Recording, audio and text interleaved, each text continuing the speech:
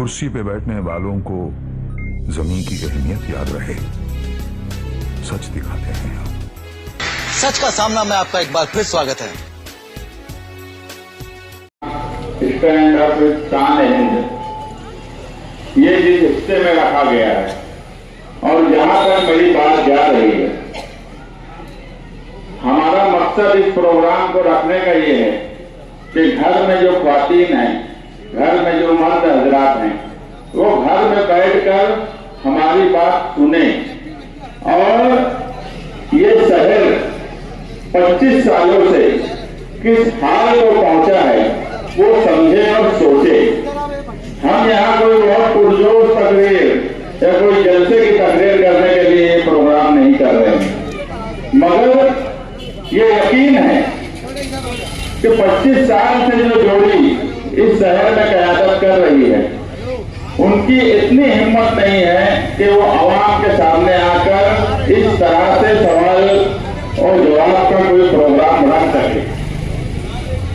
इसकी वजह भी है कि उन्होंने इस शहर में ऐसा कोई काम ही नहीं किया कि वो लोगों के सामने आए और लोगों के सामने अपनी बात रख सके।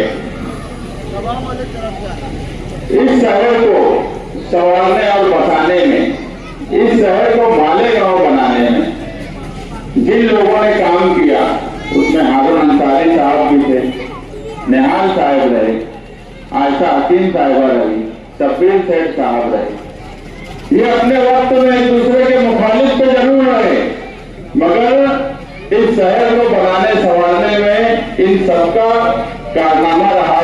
इस शहर की मिली शनाख्त को कायम रखने में इन लोगों ने हमेशा कोशिश की। इस बात से हम इनकार नहीं करेंगे। हम ये नहीं बोलेंगे कि वो अपने वक्त में मुखालिफ थे तो उन्होंने कुछ नहीं किया। जिससे जो बन पड़ा वो कोशिश जरूर की, मगर आज इस शहर में गुंडागर्दी, नशा और रसिया और इस तरह की जो बुराई फैलती चली गई और जो मालेगांव शहर कभी मस्जिद और मीनारों के नाम से जाना जाता था, जो मालेगांव शहर मिली शनाख्त के नाम से जाना जाता था, वो मालेगांव शहर आज तामीर और तरक्की यहाँ नहीं है। यहाँ गुंडागर्दी बढ़ गई है, यहाँ पर नशा और रसिया बढ़ गई है। ये नशा और रसिया का हब बन गया है। इस तरह से हमारी पहचान इन 25 सालों में क्यों हो गई, ये सोचने का सवाल है, ये समझने का सवाल है कि इसके पीछे क्या वजह हुई कि जो शहर को निहाल साहब के नाम से जाना जाता था, जो शहर की पहचान अपने वक्त में शब्बीर सेठ के नाम से थी, जो शहर में 50 साल हो गया ऐसा हकीम को सुन के आए, 50 साल से ज्यादा का अर्सा हो गया, आज भी उनका नाम लिया जाता है। जो शहर में हारून अंसारी का आज से नाम लिया जाता है, इनके कारनामे आपको दिखेंगे। मैं बोल रहा हूँ हमारे मुखालिफ थे, मगर इनके कारनामे दिखेंगे। आप एजुकेशन फील्ड में देख लीजिए, अगर हारून अंसारी साहब थे तो जेटी कैंपस बना है। शब्बीर सेठ साहब का अपने सब कारनामे आज भी मौजूद है। आयशा हकीम साहिबा का अपना कामकाज आज भी मौजूद है। निहाल साहब के अपने कामकाज, जमूर स्कूल हो गई, टीएम स्कूल हो गई, फार्मेसी कॉलेज हो गई, ITI कॉलेज बना है। ये सब चीजें आपके सामने हैं। आप सोचिए कि 25 सालों में शेख आसिफ खानवाला और मुफ्ती इस्माइल साहब, इन्होंने एक स्कूल नहीं बनाई, एक स्कूल इन्होंने नहीं बनाई इन 25 सालों में। अगर 50 साल पहले, 60 साल पहले के लीडरों के यहाँ आज भी एजुकेशन कैंपस मौजूद है तो वो हमको दिख रहा है, मगर इन 25 सालों में यहाँ बैठा हुआ एक शख्स मुझे बता दे कि एजुकेशन फील्ड में अगर शेख रशीद खानदान ने कोई काम किया है तो मुझे बोलो किसी ने काम किया है क्या? आपको नजर आता है? आता है नजर? आता है नजर? मुफ्ती साहब ने कोई काम किया है अगर एजुकेशन हेल्थ डिपार्टमेंट, आपको नजर आता है? आपको नजर आता है? क्यों नजर नहीं आता? क्योंकि इन्होंने किया भी नहीं। ये शहर की बदकिस्मती है कि 25 साल जब तरक्की के हालात बदले, आप देखेंगे नासिक, औरंगाबाद, ये तो बड़े शहर हो गए। मैं हमेशा वक्त था हमारा मुकाबला नासिक, औरंगाबाद, जलगांव जैसे शहरों से किया जाता था। ये बात हो सकती है कि उस वक्त ये बोला जाता हो कि हम उनसे पीछे हैं, लेकिन मुकाबला किससे था?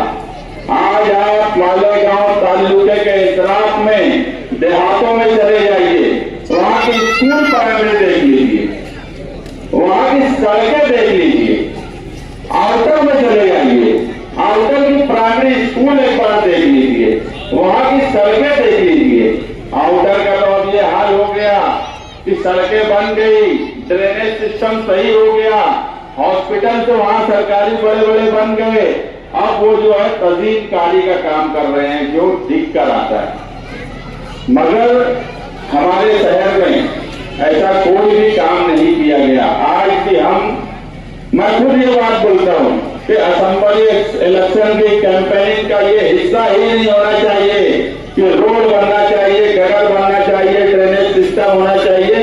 ये उन्वान ही असेंबली इलेक्शन का नहीं है, मगर आवाम यही सवाल क्यों कर रही है? आप एक मरतबा सोचिए कि हम खुद भी कैंपेनिंग में जा रहे हैं तो इतराफ में लोग हमको यही बोलते हैं कि हमारे यहाँ गटर सही कर दो, यहाँ मस्जिद है, लोग नमाजी आते हैं, कीचड़ में पानी में जाते हैं, वजू करके अगर मस्जिद से निकलते हैं तो उनका वजू टूट जाता है, सड़कें दुरुस्त कर दो। इसका मतलब ये है कि आज तक इन 25 सालों में हमको यहाँ से निकलने ही नहीं दिया गया। अगर सड़कें सही हो जाती, गटरें सही हो जाती, तो हम कहीं ना कहीं ये बात आज करते। 2024 में जब हम देखते हैं दूसरे शहरों में बड़े बड़े फ्लाईओवर ब्रिज बन रहे हैं, बड़ी अच्छी पुख्ता सड़कें बन रही हैं, बड़े बड़े डिजिटल एजुकेशन कैंपस बन रहे हैं, बड़े बड़े मल्टी स्पेशलिटी हॉस्पिटल बन रहे हैं। अगर ये सब चीज होती तो हमसे भी लोग यही सवाल करते कि तुम रोजगार के लिए क्या करेंगे, तुम एजुकेशन के लिए क्या करेंगे, तुम हेल्थ के लिए क्या करेंगे, तुम रोजगार के लिए क्या करेंगे। मगर इस शहर के लोगों को इस तरह से रखा गया इन 25 सालों में कि वो इससे उठ ही नहीं पाए। ये आप जरा सोचिए, ये कोई दूसरी तकरीर करने का मुद्दा नहीं, मामला नहीं है कि मैं बहुत दूसरी तकरीर करूं और बहुत कुछ करूं, ये सवाल नहीं है। घर में बैठा हुआ जहां मेरी आवाज पहुंच रही है, आप एक मरतबा सोचिए तो सही कि हम कहां पर आ गए। और मौजूदा एमएलए के स्टेज पर अगर वो ये बोल रहे हैं कि ये शहर खंडर हो गया है, तो ये बड़ी मजाइका खेल बात लगती है कि जो नुमाइंदा 2007 से इस शहर की नुमाइंदगी कर रहा है, वो आज 2024 के कैंपेनिंग में बोलता है कि ये शहर खंडर हो गया। तो कौन इसका जिम्मेदार है? ये आप सोचिए कि हमको कहां लेकर जाया जा रहा है। आप दोनों लीडरों का जलसा या तकरीर अगर सुनते होंगे तो मैं चैलेंज से बोलता हूं कि उनकी तकरीर को एक डब्बे में डाल के हिला दो और बाहर निकालो, आपको ये नहीं समझ में आएगा कि ये किस मुद्दे पर इलेक्शन लड़ रहे हैं। जब ये शहर की नुमाइंदगी कर रहे हैं, कयादत कर रहे हैं, शहर ने इनको लाखों वोट दिया है, तो आज इनको ये बोलना चाहिए कि इन्होंने क्या किया। ये आज ये बोल रहे हैं कि ये वोट काटने के लिए आए हैं। ये जुमला ही मान लो कि मौजूदा एमएलए की नाकामी का सबूत है। अगर वो आज ये बोल रहे हैं कि ये वोट काटने के लिए आए हैं, इससे नाकामी वाला जुमला उनके हारने के लिए कोई दूसरा हो ही नहीं सकता। जो नुमाइंदगी 10 साल एमएलए रहे, कारपोरेशन पे राज किए, वो आज हमको बोलेंगे कि वोट काटने के लिए आए, जबकि समाजवादी की एक लहर चल रही है, लोग तब्दीली चाह रहे हैं, माए और बहनें देख रही हैं और वो चाह रही है कि तब्दीली हो। मुझे नहीं अच्छा लगता कि मालेगांव शहर के सारे सरकारी दफातर नदी के उस पार दूर दूर तक चली गई और मालेगांव शहर में एक नेशनलाइज बैंक भी ये नई तो नहीं लाए, उसके बदले में जो थी वो भी चली गई। आपके ही पड़ोस में एक बैंक बची थी, आखिरी बड़ौदा बैंक, उस बैंक को रोकने की ताकत मौजूदा एमएलए में नहीं थी। यही सच्चाई है। मैं बोलता हूं सियासत मालेगांव की तारीख में इतना कमजोर एमएलए कभी नहीं गुजरा होगा जो एक नेशनलाइज बैंक नहीं रोक सका। और उसका नतीजा ये था कि जब लाडली बहन स्कीम आई और लोग केवाईसी के लिए गए तो रात में हमारी मां और बहनों को 10 बजे 12 बजे से वहां एक तो नहीं 200-300 लोगों को महीनों वहां रात में सोना पड़ा है। नदी के उस हिस्से में जाके उनको रात भर सोना पड़ा है। उनकी कुछ जरूरियात होंगी, वो बेचारे क्या करते होंगे। यहाँ बैठा हुआ फर्द घर में सुनने वाले लोग अगर ये सोच रहे हैं कि वो माँ बहनें हमारे घर की नहीं थी, अगर मैं ये सोच रहा हूँ कि मेरे घर की मेरी बहन नहीं थी, मेरी बीवी नहीं थी, मेरी माँ नहीं थी, तो मेरा जमीर मर चुका है। वो किसी की बहन थी, किसी की बीवी थी, किसी की माँ थी। आप ये सोचिए कि वो हमारी कौम की बेटियां थी, हमारी कौम की औरतें थी जो उस हिस्से में जाकर जो बड़े बड़े इस्लामी माशरा के जलसे करते थे, जो इस्लामी माशरा का बहुत भाषण देते थे, वो ये बताएं कि उनको शर्म नहीं आई क्या जब रात भर औरतें वहां जाकर बैठी रही बेचारी परेशानी में। उनको ये नहीं लगा कि वो नुमाइंदगी नहीं कर सके। आज किस मुंह से इलेक्शन लड़ रहे हैं इसका जवाब दें। वो क्यों ये नहीं बोलते कि यार मैं नहीं बचा पाया, एक बैंक इस हिस्से में नहीं रख सका, एक सरकारी दफ्तर नहीं रख सका। एमपीसीएल का ऑफिस जो प्राइवेट कंपनी इस शहर में आजाद बनी हुई है, बुनकरों से लेकर यहाँ जो कारोबार करने वाले लोग हैं, अंजुमन चौक तक जो दुकान वाले हैं, मुझे कोई एक मर्द बता दे कि जब से ये प्राइवेट कंपनी आई है तो उसे तकलीफ नहीं हो रही है। अगर उसको कोई भी थोड़ा मसला रहता तो उसको सटाना रोज जाना पड़ता है स्क्वायर बिल्डिंग, जबकि ये कंपनी किराया देकर वहां पर अपनी ऑफिस चला रही है। और सरकार की जगह कार सिनेमा के बाजू में जो उनको हैंड ओवर कर दी गई है, वो ऑफिस वहां नहीं चालू कर पा रहे हैं कि बुनकर आसानी से वहां पर चले जाए। इतना कमजोर नुमाइंदा इस शहर में कभी हुआ है? इतना कमजोर नुमाइंदा कभी आपने इस शहर में देखा है? मैं बार बार बोल रहा हूं कि इनके जलसे में ये एक मुद्दे की बात नहीं करते। एक मुद्दे की बात अगर मैं बोलूं, आसिफ शेख की तकरीर अगर आप सुन लेंगे, उसे एक डब्बे में हिला के बाहर निकालेंगे तो आपकी समझ में नहीं आएगा कि वो आदमी बोलना क्या चाहता है, करना क्या चाहता है, विजन क्या है, मकसद क्या है। विजन लिख के पोस्टर लगा दिए, मगर विजन की स्पेलिंग पूछ लूंगा तो बोल नहीं पाएंगे। ये क्यादत करेंगे। मुफ्ती साहब एक आलिम अच्छे हो सकते हैं, उस पर मुझे कुछ नहीं बोलना है। उस पर उलमा की राय अपनी हो सकती है अच्छी बुरी की, मुझे उस पर कुछ नहीं बोलना है।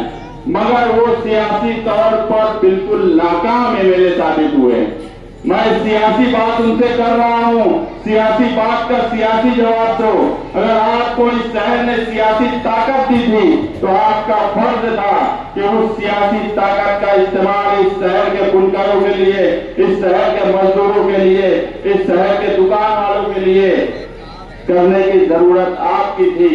आप सिर्फ मजहबी बात बोलेंगे, मजहबी तकरीर करेंगे तो वो आप एमएलए नहीं रह के भी कर सकते हो। उसके लिए आपको एमएलए बनाने की जरूरत नहीं है। अगर जरूरत होगी तो मुझे बोलो। उनको मस्जिद में नमाज पढ़ाने के लिए एमएलए की जरूरत है क्या? उनको ईदगाह पर नमाज पढ़ाने के लिए एमएलए की जरूरत है क्या? उनको जामा मस्जिद में नमाज पढ़ाने के लिए एमएलए बनने की जरूरत है क्या? नहीं है। आप वो काम अच्छा करते हो आप करिए, मगर सियासत में, समाज में आपको एक इतना बड़ा अहदा दिया है तो उसकी जिम्मेदारी आपने क्या निभाई है उस पर बात करिए। आप सिर्फ मुझे बोलेंगे कि ये रोड काटने के लिए आए हैं, ये फला के लिए आए हैं, मैं ये करूंगा, मैं वो करूंगा। आपने क्या किया है वो बताइए। और रोड काटने की बात करने वाले मुफ्ती उस्मानी कासमी साहब, ये पढ़े लिखों का महिला है। 2007 में इस हिस्से से कई लोग पार्लियामेंट्री बोर्ड में इसलिए उनके साथ जुड़े थे कि एक आलिम है, कुछ करेंगे। लोगों को ऐसा लगा था कि इस शहर में एक इंकलाब आएगा, एक बदलाव आएगा। ये हिस्से के लोग बड़ी तादाद इस हिस्से के बहुत से लोग जो थे, जो शहर में अपना एक मुकाम रखते थे, वो जुड़े। मगर आज आप गौर करिए, 2007 से पार्लियामेंट्री बोर्ड जो बड़ी जंबो जेट थी, एक फर्द का नाम बताइए जो आज इनके साथ है, एक आदमी का नाम बताइए। क्यों ये लोगों ने इनका साथ छोड़ दिया?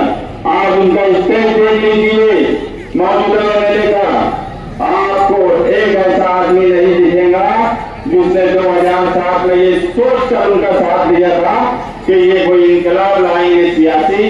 एक फर्ज अगर दिखता हो तो मुझे नाम बता दे। यहाँ खड़े हुए तमाम लोगों से मैं पूछता हूँ, क्यों इनका साथ छोड़ा गया? ये सियासत में क्यों है?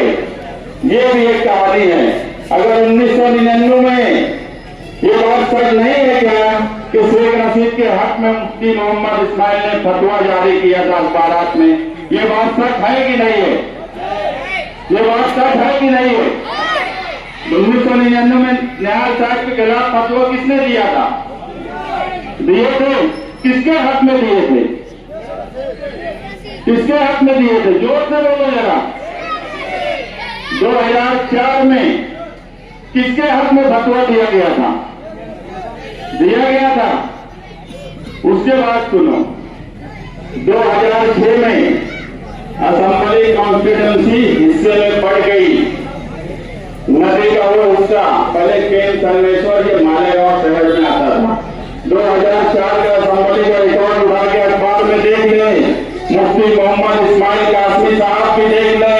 निहाल साहब को 2004 में 6,500 की लीड थी नदी के इस पार के हिस्से में। अगर उस वक्त शेख रशीद चुन के आए तो सिर्फ गणपति को चंदा देना, आरएसएस के लोगों ने उनकी मदद की थी और मुफ्ती इस्माइल कासमी ने उनकी मदद की थी, इसलिए वो चुन के आए। ये बात गलत है क्या? शेख रशीद मरहूम हो गए, उन्होंने खुद सामान नगर के जलसे में बोला था कि 1999 और 2004 में आरएसएस के लोगों ने मेरी मदद की थी। मगर जब 2006 में कॉन्स्टिट्यूंसी अलग हुई और नदी का वो हिस्सा जो बिराजदान वतन का था वो जब अलग हो गया तो इस हिस्से में 95% मुस्लिम वोट जब बची तो शेख रशीद साहब को जरूरत पड़ी कि निहाल साहब की वोट किस तरह से काटी जाए। और 2007 में मुफ्ती इस्माइल कारपोरेशन का पहला इलेक्शन लड़े। इसके गवाह सलीम अख्तरा और अतीक महिंद्रा मरहूम है। सलीम अख्तरा तो आज भी जिंदा है, इसलिए लाया गया कि उनको लग गया था कि 2004 का जो रिजल्ट था वो निहाल साहब के हक में था, नदी के इस पार का। और अब जो मेरी वोट है गणेश मंडल वालों की वो कट चुकी है, तो मुझे एक आदमी चाहिए जो वोट काट सके। इसलिए ये सियासत में आए थे। ये बात छूट है क्या? ये शायद नहीं जानता कि 2007 में क्यों आए थे। कई मरतबा उनके लोगों ने स्टेज से बोला कि हमने शेख जलील ने पैसा दिया इनको इलेक्शन लड़ने के लिए, ये हमको बोलेंगे वोट करवा। जो खुद शेख रशीद के मरोड़ के उस पर ये सियासत में आए, उन्होंने जब उनको जो कहा वो किए। 2009 का जब असेंबली इलेक्शन आया उस वक्त बंबई में कुलाबा में बड़े मियाँ एक होटल है खाने की, वहां पे अतीक महिंद्रा और सलीम अख्तरा ने शेख रशीद से बात करके मुफ्ती इस्माइल को इलेक्शन में खड़ा करो, शेख रशीद ने कहा था, ताकि निहाल साहब इलेक्शन हार सके।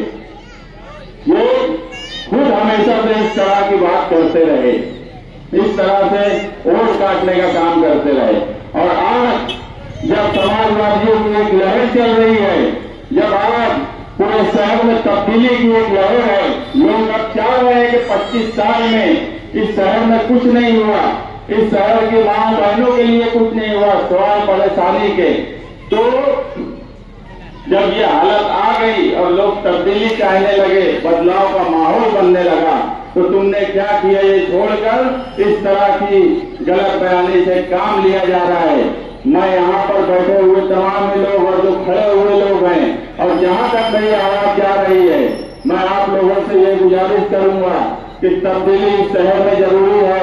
25 साल से ये मिली जोड़ी शहर में राज कर रही है और हमारे लिए कैंपेनिंग में सबसे अच्छी बात जो है, सबसे अच्छी बात कि हम कहीं भी जा रहे हैं, कहीं भी हम जा रहे हैं, अगर ये कोई काम किए होते तो देखो हम इलेक्शन लड़ रहे हैं, सियासी लोग हैं, तो हम उसमें कुछ ना कुछ नुक्स निकालते कि यार ये ऐसा नहीं है, ये ऐसा बनाया जो थोड़ा टेढ़ा बना दिए। ये सियासी लोग हैं, हम कुछ न कुछ तो निकालते थे, मगर हमको ये बताना ही नहीं पड़ रहा है। लोग खुली आंखों से शहर के हालात देख रहे हैं कि शहर के हालात क्या है। ये सबको समझ गया है कि शहर खंडर हुआ है तो ये दोनों की वजह से हुआ है। शहर में फिरका परस्ती बढ़ी है तो इन दोनों की वजह से बढ़ी है। शहर का दबदबा कम हुआ है तो उनकी वजह सिर्फ और सिर्फ ये दो लोग हैं जो हर वक्त फिरका परस्तों के साथ रहते हैं। एक अजीत पवार की पार्टी से लड़ रहे हैं, झंडा हरा लेके आए हैं, तो मत समझना ये सीट जो है अजीत पवार के लिए छोड़ी गई थी और यहाँ बीजेपी ने अपना सीट नहीं खड़ा किया। वो खुला अजीत पवार के साथ लड़ रहे हैं। एक मुफ्ती इस्माइल वो भी हरा झंडा लिए हैं, मगर वो दादा भूसे और एक नाथ शिंदे के नाम से लड़ रहे हैं। उन्होंने खुद कबूल किया है कि मैं 2.5 साल तक यूपी सरकार के साथ था। वो यूपी सरकार के साथ जिसका सीएम हुजूर की शान में गुस्ताखी करने वालों के बारे में ये बोलता था कि मैं इसका बाल बांका नहीं करूंगा, और जिस दिन उसने प्रेस कॉन्फ्रेंस में ये बात बोला उसी दिन जब शिवाजी महाराज मुजस्समे का उद्घाटन दादा भूसे कर रहे थे तो हमारे मौजूदा एमएलए उनका बाल साफ कर रहे थे। बाल में कुछ लग गया है, वो कैसे मैं हटा दूं। हम ऐसे लोगों को वोट आज भी देंगे क्या? हम ऐसे लोगों को आज भी वोट देंगे क्या? जो 12 नवंबर जैसे वाकये पे कोई काम कानूनी नहीं किए, कोई बात नहीं किए, जो इस शहर की तामीर और तरक्की के लिए कुछ नहीं किए।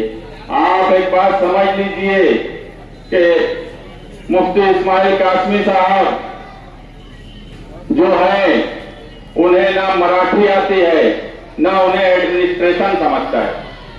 एडमिनिस्ट्रेशन की कोई नॉलेज नहीं है, ना उनको मराठी समझती है। वो काम कैसे करेंगे? उन्हें सियासी काम करने का तरीका नहीं समझता। अगर शान हिंद इस शहर में उम्मीदवार है तो हम जो बोलते हैं कि सबसे पढ़ी लिखी लड़की इस शहर में आज कितने उम्मीदवार है, सबसे पढ़ी लिखी उम्मीदवार तुम्हारी है, तो ये बात गलत है क्या? वो एमबीए है, मास्टर बिजनेस एडमिनिस्ट्रेशन, एडमिनिस्ट्रेशन किस तरह से किया जाए इसकी तालीम हासिल की है। कारपोरेटर रही है, अपोजिशन लीडर रही है, तजुर्बा भी है। वो एलएलबी है, कानून समझता है, किसको जेल में डालना है और किसको निकालना है ये भी समझता है। पॉलिटिक्स से ग्रेजुएशन है, ऐसे पॉलिटिक्स से उसके खून में है। ग्रेजुएशन करने की जरूरत पॉलिटिक्स से उसको क्यों पड़ी है मुझे नहीं मालूम, उससे से पूछ लेना। नेहा साहब की लड़की को अगर पॉलिटिक्स से ग्रेजुएशन करने की जरूरत पड़ी तो ये मैं खुद भी आज तक नहीं पूछा कि ऐसा क्यों हुआ। अब आप ये लोग पूछ लेना। बस मैं आप लोगों से गुजारिश करूंगा कि आप लोग इस तब्दीली की लहर के साथ रहिए। आप इसके बहकावे में मत आइए। पूरा शहर तब्दीली चाहता है, क्या पक्का एरिया क्या कच्चा एरिया। मैं बार बार बोलता हूँ, निहाल नगर से लेकर गुरुवार वार्ड के डेपो तक, इस्लामाबाद से लेकर नयापुरे तक, इस्लामपुरे से लेकर आयशा नगर तक, हर जगह समाजवादियों की लहर है। लोग समाजवादी और साइकिल निशान के 6 नंबर पर वोट देने के लिए एक इनकलाब की तरह निकलेंगे। और जो हिसाब से ख्वातीन का रुझान दिख रहा है